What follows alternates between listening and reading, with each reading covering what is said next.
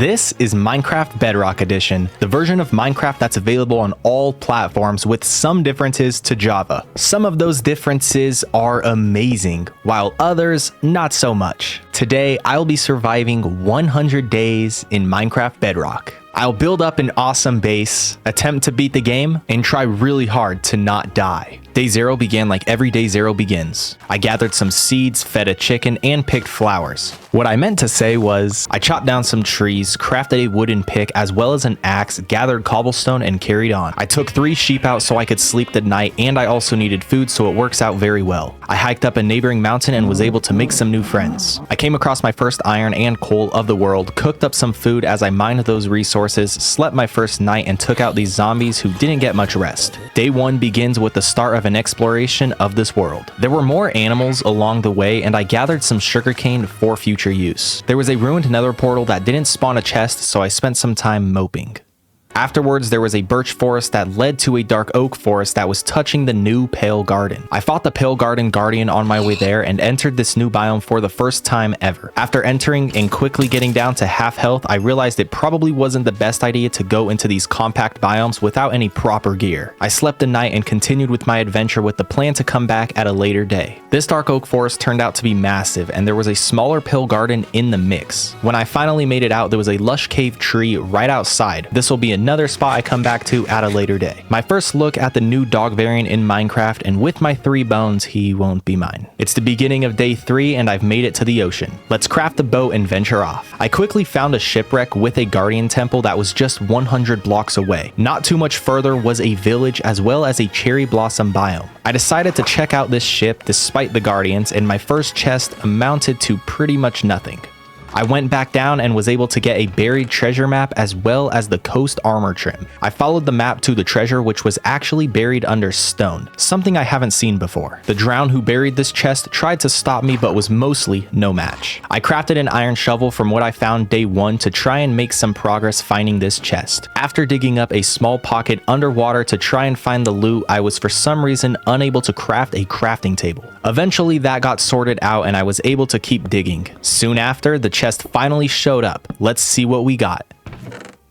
This has to be the worst buried treasure I've ever found. I equipped the armor, of course, and grabbed the Heart of the Sea, but dang, that was not worth it. It was the morning of day 5 and there was a zombie with arguably better gear. Before making my way to the village we saw earlier, there were some surface ores asking to be mined. This wasn't planned, but the entirety of the day was spent mining mainly coal. I went to mine the final pocket of coal, and when I did, I went to sleep and woke up next to a chest that I almost missed. I somehow found a buried treasure chest without the map. This is incredibly lucky and something I've never done before. This chest, unlike the last, was actually very good. A diamond, some iron, a music disc, and 4 water-breathing potions. Here at the village, I crafted a boat with a chest to make some room as my inventory was full of items I wanted to keep. Checking out the blacksmith of the village, there was another diamond, more iron, and a saddle, which was amazing to see. Day 7 hits, and after looking around, this village was much bigger than I originally thought. I ultimately did decide to leave as this wasn't the area I wanted to live in. This lovely wandering trader gave me some leads for free, which was very nice of him. An iron pick and sword later, and it was time to leave.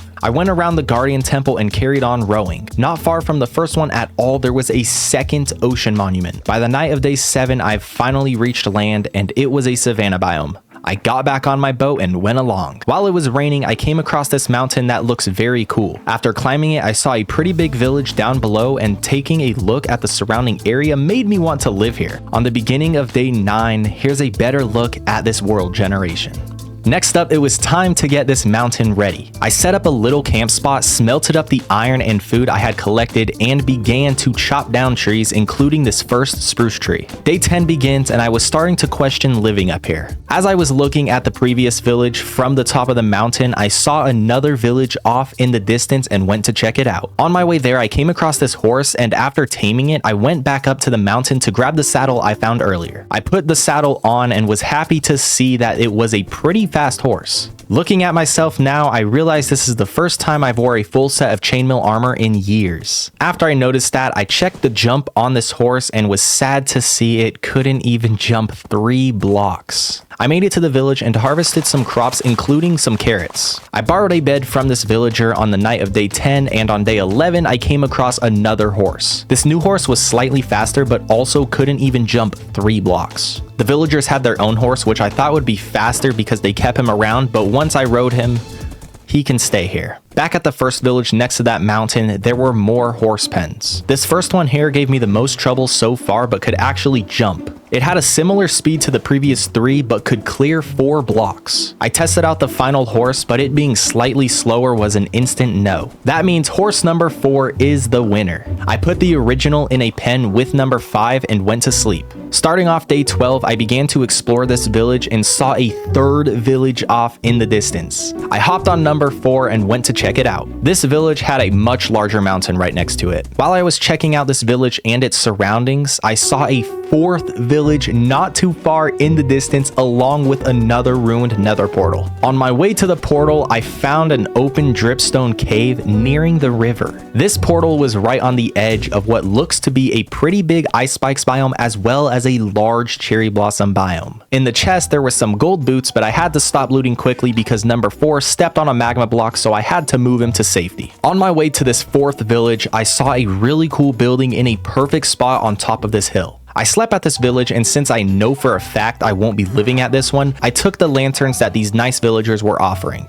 I love seeing villagers like this who enjoy sharing their only source of light. 20 lanterns later, and I found some pumpkins. The generosity of these villagers won't be forgotten. Me and number 4 climbed the neighboring mountain, and on the top was the most roses I've ever seen, as well as a section with the most cornflowers I've ever seen. And you won't believe what I saw when I got to the other side of this mountain. A 5th village. I also noticed how big the cherry blossom biome is and found an amazing spot to build my base. I will say village number 3 looked great from the view of this mountain. It's the next day, and I found a donkey which I tamed for a reason I'll get into in just a moment. Once I made it to where I actually wanted to live, I set up another little camp spot and emptied my inventory. Now it's time to retrieve my loot from earlier. This was far more difficult than it should have been. My plan for the donkey was to put a chest on him so I could carry all my loot from the first camp and the chest boat in one go. It started with me running up the mountain to the donkey, but forgetting to take the saddle off number 4, so I had to run all the way back to do so. Once I did, it was becoming night, so I had to run to village 5 to sleep because I didn't have my bed on me,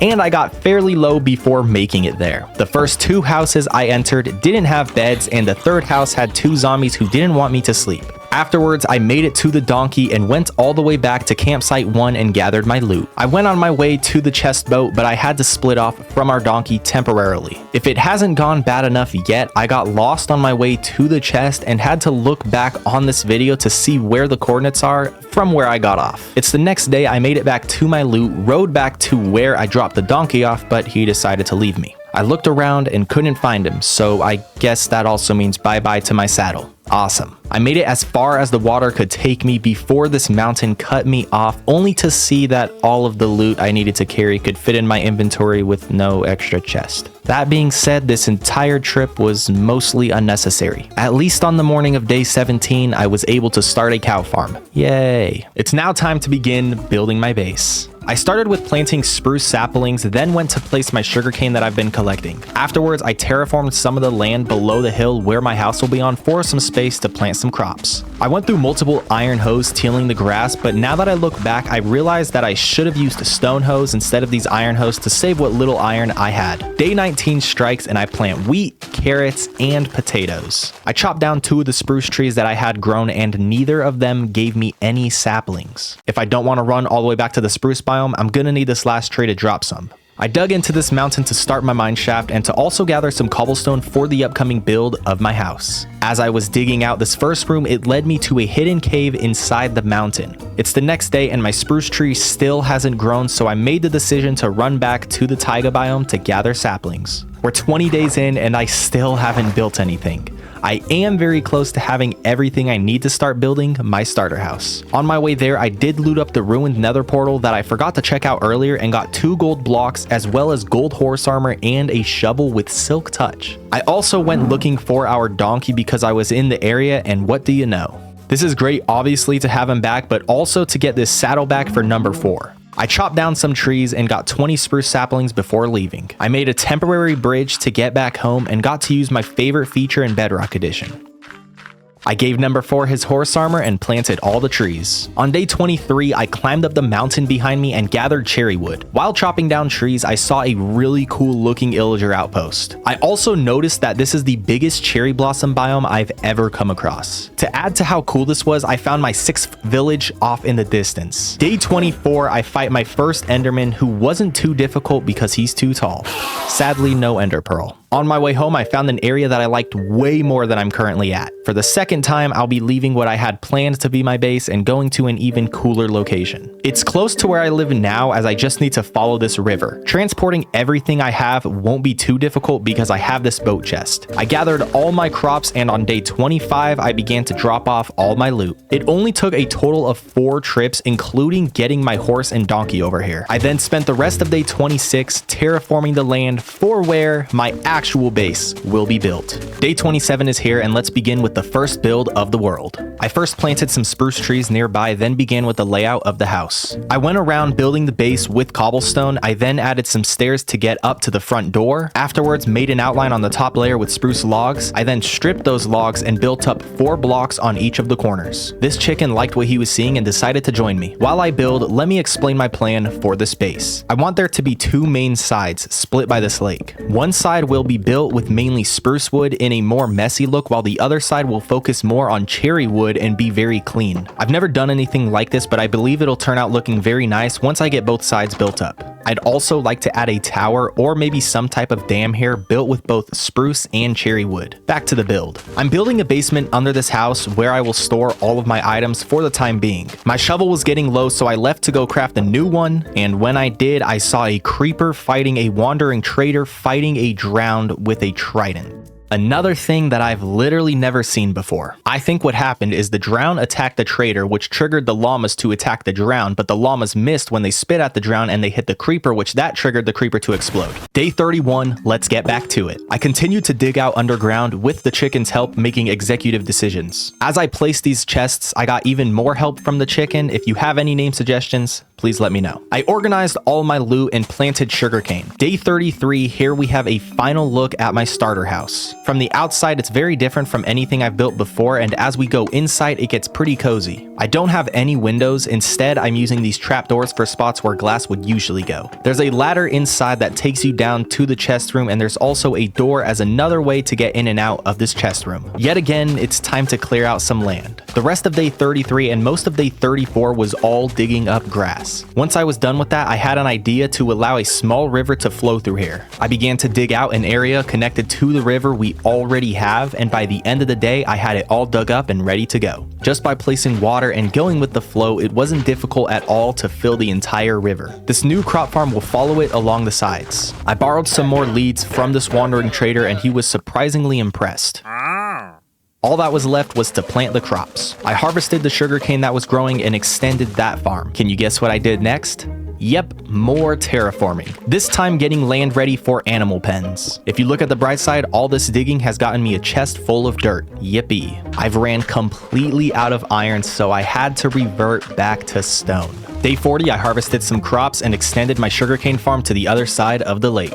I cut down some trees but couldn't cut down everyone because I have no additional iron to make another axe. Afterwards, I built this first pen for the sheep. It's very simple and has the neo-cubist entrance that works very well. I was going to do the cow farm the same, but as I ran into this hill, I decided to make the cow farm a part of it. The fence on the top layer goes out more than the bottom layer just due to the layering. Day 43, I transported a few cows as well as a couple sheep. Just like that, our main animal pens are complete. I want to adjust the surrounding floor and add a path, but before I do that, it's time to go mining. I haven't yet explored a cave, and now is a great time since I'm so low on some valuable resources. I ran off in a new direction and was able to find a cave very easily. Unluckily, this cave wasn't really a cave, so I went along. Not long after, I found not one, but 2 brand new villages. That makes 8 villages within not too much of a range from each other. I didn't check out either of them because at this point, I just wanted to mine. I found my way into my first actual cave where the skeleton greeted me. I was able to find nearly a stack of iron really early on in this cave and was able to craft a full set of iron armor and more iron picks. I mined my first gold ore, gathered more iron, and fought more monsters. I successfully hit my first water clutch from a very dangerous height and helped this zombie take a swim. This part of the cave would have had a lot of diamonds in past versions of Minecraft. I've been playing this game for years and years, and I always mine redstone knowing that I'd never actually do anything with it. Right when I thought this cave was a dead end, I had a very steep drop that led me to a mine shaft. I used my superior intellect to defeat this skeleton and found diamonds! This vein turned out to be 3, which I really thought it would just be a single. This first chest in the mine shaft gave me 2 more diamonds and a name tag. String has a very weird sound, which must be new because I don't think I've ever heard this before. I almost got comboed by these 2 creepers, which would have been a scary way to go out. My next chest had a golden apple along with melon seeds. Even more diamonds. 2 at that. Followed by 2 more. Since everything's in 2s, how about 2 name tags? My sword broke, so I made this lovely diamond sword, and after using iron for so long, diamond looks perfect. There was another slime who this time used his advanced intellect to get around the fence. 2 vein of diamonds, followed by a skeleton with an enchanted bow who almost beat me. Oh yeah, 2 more diamonds. Before I mine these, take a guess on how many there are. If you guessed 1, you're wrong. Why would you guess 1? I'll give you all another chance for a point. How many diamonds are here? If you guess 2, you're wrong. Seriously, why guess 2? Night 46, I make it to surface. Day 47, I make it home. Here's a look at what we've gained on this mining trip. A good amount of everything across the board. Now that I'm home, I did regular things, harvested crops, and extended the sugarcane farm. I forgot about the animals. I then added some pathing to this land. Over here on the spruce side of the lake, it needs to be very imperfect. My horse pen was in a pretty nice spot, so I decided to turn this entire section into their new home. It was getting late and a drown with a trident didn't like that I was still awake.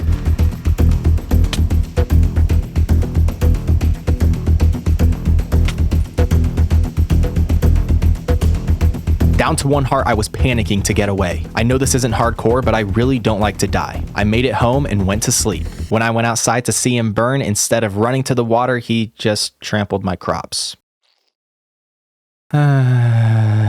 If we look on the bright side, number 4 and our donkey's home has been finished. It's day 50, let's do something special for this halfway point. Dig dirt. The reason I'm terraforming even more is because I want to build another mine shaft. The one I started earlier is too far away to be useful, and just like before, I want the entrance to be dug into a hill, but it needed to be more steep than it was for this to work. I dug out this opening room, then built up the interior. I added wood pillars with some spots broke and filled with rocks. I also went through with stone stairs to place in some spots to give a broken down, chipped look. These fence gates up here really add to the pillars, making it look supported. This is the complete look besides more chests of the first room to this mine shaft. The rest of the day, I gathered wood and used all of day 54 to chop away. The reason I'm gathering wood right now is so I can make a build for the mine shaft. Before I move on to that, there are a few other things I'd like to get done. Starting with planting a bunch of spruce trees on this side of the lake. The other side has that cherry biome, and I want to make my own taiga biome on this side. It's just a start for now, as I don't currently have enough saplings to make it as big as I want.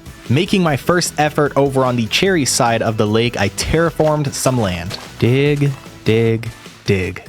Day 60, I get back to building. This is the build for the mine shaft. I don't necessarily need this to represent what it is. I really just want to have an actual build for this spot where I'll soon be spending a lot of time mining. I built with the theme of this side using spruce and cobblestone. It's a pretty tall building, but there will be no access to the height of the build. A bigger tower will be coming. This is just a slight start. Day 62, and here's the final product. It's simple yet has detail. I connected it with a path that will look much better once I get some more bones. The sugarcane farm around this base is becoming massive. Let's see how much sugarcane I get after gathering the top 2 layers. Before we see the results, I ran over to my old base's location and finished chopping down these trees, allowing the leaves to disappear. I haven't been in simulation distance, so the leaves just sit here, but I have been in render distance, and this isn't a nice sight. The total amount of sugarcane I obtained from one full cycle is 17 stacks. That's quite a lot, and I'll be expanding this farm along the river even more. An enchantment room is what's next on the to-do list. I've seen a lot of cool designs using nether portals, so I went to my mine shaft to actually mine in it for the first time ever. As I dug down, I hit a different mine shaft, a different one than the one we found earlier. I'll go past it now, but this will be fun to explore a little later. Hitting level 30 at a near perfect timing. Mining deep slate felt awful after just mining stone for all this time. Here's a nice plus, a new iron vein. These can have stacks upon stacks of iron. I'm not in need of iron right now, but early on, getting a lot of iron can be very helpful. Oh look, a diamond. Day 68, more digging. Day 69, and I finally reached Bedrock.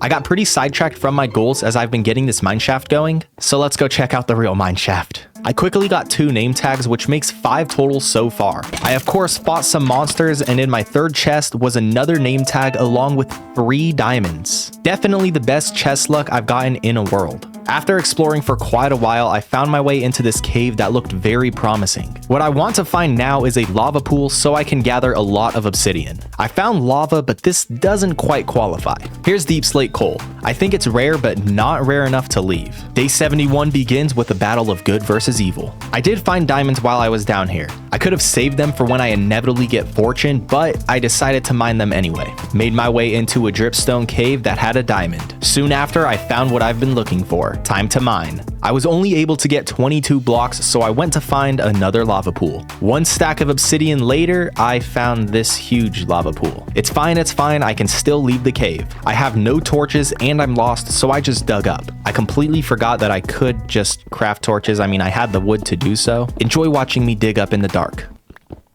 I hit sand that led to water, which turned out to be right under my base. It was raining when I made it up, but also as I got up, it stopped raining. Here's a look at the loot from this mining trip. I went on this journey mainly for obsidian, but left with loads of loot. Day 73 was about getting back to the basics. This base won't take care of itself. The next day, I noticed that the spruce trees I planted earlier were grown, so I chopped down more trees so I could extend that new biome. Once I was done with my first tree, I found this drown who was a sugarcane farmer. He did not attack me at all, and we quickly became friends. I started to build a temporary home for him so that he doesn't burn. Seconds later, he walks into the sun, so I had to act quickly to save him. Once I did, he got pretty angry with me. All I was trying to do was help. Soon after, I continued chopping and heard him taking damage. Our friend is now gone. I'll take his 2 sugarcane and put them in a chest for now. 75 days in, I gathered more wood, mainly for some saplings to expand the spruce forest. Time for the enchantment room. I gather everything I think I'll need and head to the cherry side. I started with building up 4 nether portals. These won't be to go into the nether, they're just here for that purple portal look. I then built the frames around each of the portals. Afterwards, it was time for the pillars. I mixed in some walls to add some depth to these, and after building up the pillars over and over again, I got pretty quick at it. That's to be expected, and something else that maybe was expected was me running out of deep slate. I had around 11 stacks to start, and now I'm all out. I ran down to my mine shaft and gathered more. I was on the last pillar, so I didn't need much. Now each of the 4 entrances are built, and I thought they looked too square on their base. So what I did to fix this was I got rid of each corner and replaced it with a slab. I loved the outcome of this. I tried adding cherry trap doors, but didn't like how it looked. I planted 2 cherry trees at each of the corners and added to the entrances. Before I build more here, I'd like those 8 trees to grow. As far as the actual enchantment room goes, I have plenty of paper and 1 stack of leather. I crafted 21 bookshelves along with the enchantment table. I built it in the center and did get level 30 enchants. Let's grab all my lapis as well as my diamonds and do our first enchanting of the world. This diamond pick has efficiency 4. Let's hope it's more. No. On to diamond boots. I really want feather falling, so I got the low enchantment to do a re-enchantment, and I hoped that this prot 4 was more than just prot 4. There was protection 4 for a diamond chest plate, so I had to get these 2 levels. I purposely left ores in these furnaces earlier for this exact reason. Making more animals is also a good way to gain XP. The chest plate just had protection 4. It's still very good, I was just hoping for unbreaking as well. Another pair of boots, and these got feather falling too. Not as good as what I wanted, but I'll feel much more comfortable wearing these. I also crafted diamond leggings. These will stay unenchanted for now. I'm down to just 3 diamonds. At least my other ores are looking good. It's day 83 and next up is the nether. I don't like the nether, but this is a great way to get ender pearls as well as fast XP since I somehow have not come across a mob spawner. I'll also need some blaze rods, and this is pretty much the only place you can get them from. I didn't have an actual plan for where I wanted the portal to go, so I placed it here. I'll make a build for this later on. I got pretty unlucky with my spawn as I'm here in the Crimson Forest, which I really don't like. I ran off, staying high to the trees because I don't want to worry about the monsters below. After bridging across a couple lava lakes, I saw a warped forest in the distance. That was very lucky as it's very close, but I get even luckier when I find the Nether Fortress buried within this warped forest. I fought this enderman without any safety net and got an ender pearl. I then got a second one with a safety net. The difficulty is on hard and there are 5 wither skeletons in one small area. Time to check out this fortress. I mined these ores mainly for their XP. Here's a blaze spawner that I'll be farming blaze rods from, even if these skeletons don't like it. 12 blaze rods, I'll call it a day. 4 skeletons and 2 blazes. I don't think so. This chest was very underwhelming. So was this one. I was ready to take on 2 wither skeletons, but apparently they were playing squads. Skeleton versus blaze. Who wins? Farming ender pearls time. Once I had a stack and was level 30, I left to go back home. I made it back and dropped from the decorative portal. Defeating the ender dragon is what I plan to do next. To prepare myself for this fight, I craft an additional 10 gold apples, make a travel bed, and since I'm level 30, I'll max enchant a bow. What I want to get most on it is infinity. When I make it to the enchantment table, there is an unbreaking 3 that I'll go for, hoping it also has infinity. This just might be the best possible bow you can get. Unbreaking 3, flame, power 4, punch 2, and infinity. This is definitely the best bow I've ever gotten in any Minecraft world before. Minecraft must have recently changed the animation for opening a door with a bow because this looks very new. Also, these bubble sounds seem to be new. I don't believe I've heard them before. Enough pushing this off, let's find the stronghold. I throw the Eye of Ender and see the direction I need to go. This is everything I'm bringing with me for this fight. I'll be using this boat to at least get close to it. It's much faster than running and the river does go in that direction. I make it to village number 2 from the earlier days, and usually in Minecraft Bedrock the stronghold spawns under villages, so I threw the eye hoping for that, and no. We need to go further. Do Nautilus shells have a 100% drop rate? I'm pretty sure every time I see one, I get one. I came across a village I haven't seen yet and hope for the stronghold to be here. No such luck. I hit the ocean and rode on. Here's an underwater structure that I really thought would have a chest. The ocean monument yet again. Not much further was another one. That makes 4 ocean monuments so far. I reached land, saw a jungle in the distance, and threw another eye. The stronghold has to be very close. The savanna biome, look away. A couple more throws and here we are. There's a village and illager outpost nearby too. Day 89, I dug a staircase down and hit deep slate, then hit the stronghold. I found the library. The books can stay for now. Oh look, another armor trim. After getting lost for way too long, I finally found the room. I'm glad I have all these extra eyes because this portal was nearly empty. I threw out the loot I didn't want to keep and completed the portal. Time to take on the ender dragon. I started this fight like any other as I aimed for the towers. The opening attack from the dragon took half my health and I really was fearing death. I continued to take out the towers but kept running into trouble with these endermen. I'm so glad I brought gold apples. This was the actual in-game sound, by the way.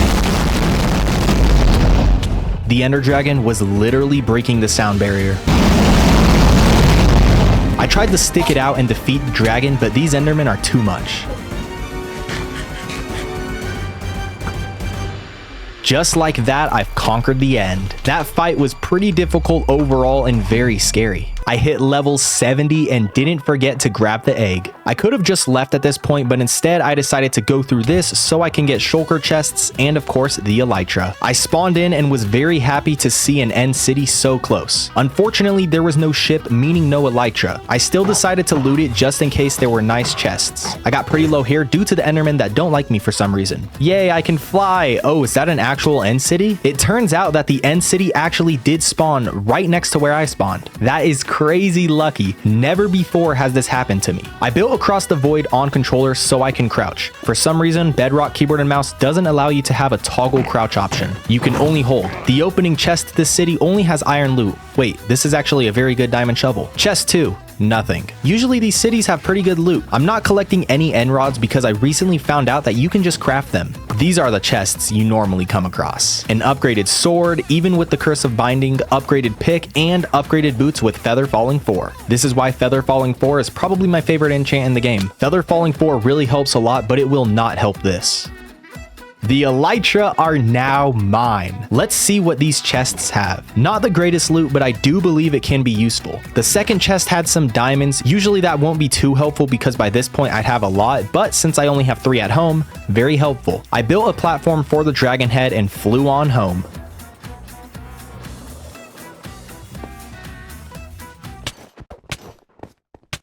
There is my first death. And now you know why I'm not on hardcore. I didn't have my helmet or chest plate on and it was just way too easy for them. And sadly, wearing the dragon head doesn't make them not want to fight me. I make my way back down, get lost again, and end up trapping myself. I'm glad I at least left some apples behind. Right here, I was pulling up old footage to get coordinates to the portal because I was lost for a 3rd time. I make it to the end, get an ender pearl, and spawn in on my loot. I didn't get everything back as some of my new gear had Curse of Vanishing. I did get all of my main loot along with the elytra. I really didn't think I'd suffer 2 deaths, especially after making it past the dragon fight deathless. I have the elytra but don't have any rockets, so I will have to run and sail home. I didn't notice until now, but there goes all 70 of my levels. The entire day went by and I've made it back home. Out of pure sadness, I harvest wheat, carrots, potatoes, sugarcane, and fed the animals. There's still 4 days left, and I'd like these not to be wasted. Speaking of wasting things, here's where my bone meal couldn't help these saplings grow because they had no space to grow. It shouldn't have taken half a stack for me to realize. I do think I'll be doing a 200-day video in this world. Let me know if you're interested in that. I'll spend these last 4 days more or less preparing for the future. I started by bone milling the paths nearby, then went to attack some trees. Getting wood is nice, but this is mainly for the saplings, so on day 97, I can expand the spruce biome. Since we're expanding biomes, let's plant some more cherry trees on this side. The main cherry biome is huge, but it ends just before the cherry base. So I'll do this to close the gap. Since I have this efficiency 4 shovel, I wanted to clear out more land. This is something that took days in the past, but now I can do it all in less than a single day. One final day before the 100th day of this world. I have so much dirt from all the digging I've done, and the last stack did not want to go into the chest. This dirt must have been grass and really enjoyed the sunlight. I crafted 9 rockets as that's all I could because I only had 3 gunpowder and flew off for real this time. I went to go check out the villages I saw earlier but didn't go to yet. I flew to this first one and it was pretty nice. It had a flower forest up top and nice generation behind. On my way to the second unexplored village, there was a ruined nether portal with just alright loot. This second one didn't really have anything here, but in the distance I somehow saw another unexplored village. That means I have found 11 different villages in these 100 days. The blacksmith didn't have good loot, but I was just happy to see a blacksmith spawn. I flew home on night 99 and woke up on day 100. I'm very happy with how these 100 days went. I started a nice base with all the necessities, made some nice progress, and have a lot ready for the future of this world.